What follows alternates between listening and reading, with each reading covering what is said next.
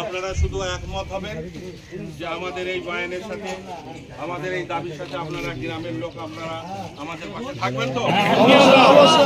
জমিয়তের সঙ্গে আছেন তো? প্রশাসন যদি কথা না শোনে আমরা দিকে দিকে গোটা জেলা, গোটা বাংলা আমরা অবরোধ করবো ইনশাআল্লাহ। দায়িত্ব নিয়ে জেলা জমিয়তের সাধারণ সম্পাদক মৌলানা ইমতিয়াজ সাহেব আছেন। উভয় বর্ধমান, পশ্চিম এবং পূর্ব দুটো বর্ধমান আছে, গোটা কমিটি আছে। ইনশাআল্লাহ যদি দ্রুত প্রশাসন ব্যবস্থা না নেয় আমরা গোটা জেলা এবং গোটা রাজ্য জুড়ে আমরা রাস্তা, পথ এবং দিকে দিকে আমরা অবরোধ করব। যেটা করার দরকার আমরা সর্বশক্তি দিয়ে করবো ইনশাআল্লাহ। আল্লাহর উপর ভরসা করবো, পৃথিবীর কাউকে ভয় নাই। অন্যায়ের বিরুদ্ধে রুখে দাঁড়াবো, জমিয়তের পাশে আমরা থাকবো ইনশাআল্লাহ। এটা লিখিছি আমরা।